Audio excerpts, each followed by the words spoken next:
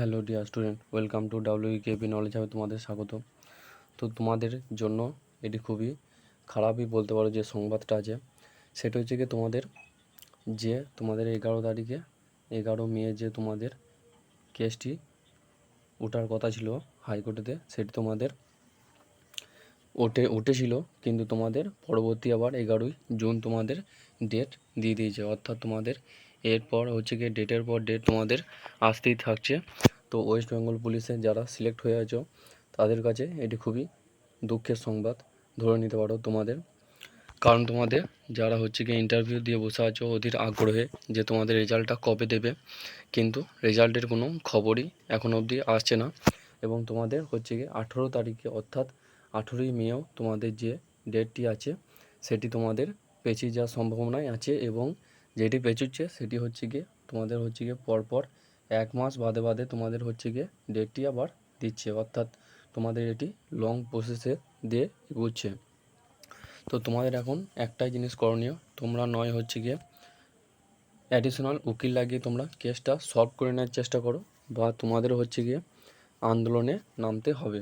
অর্থাৎ তোমাদের হচ্ছে গিয়ে আন্দোলনে যদি বিরুদ্ধে যদি তোমরা আন্দোলনে যদি না নামো, তাহলে পরে এখন আর কিছুই করার তোমাদের থাকবে না। কারণ হচ্ছে গিয়ে তোমাদের এই প্রসেসটি হচ্ছে গিয়ে বহু লংই মনে হচ্ছে এবার হতে চলেছে। তো এখন তোমাদের এই দুটি জিনিসই করণীয় আছে, একটি হচ্ছে গিয়ে তোমাদেরকে আন্দোলনে নামতে হবে, নয় হচ্ছে গিয়ে তোমাদের হচ্ছে গিয়ে অ্যাডিশনাল উকিল লাগিয়ে তোমাদের হচ্ছে গিয়ে কেসটি সলভ করে নেওয়ার চেষ্টা করতে হবে, যেটি তোমাদের অতটাও সহজ হবে না। কারণ হচ্ছে গিয়ে পিআরবির উকিল তোমাদের প্রতিদিনই আসছে, কিন্তু এসে তোমাদের হচ্ছে গিয়ে 1 মাস বাদ তোমাদের ডেটটি চেয়ে নিচ্ছে।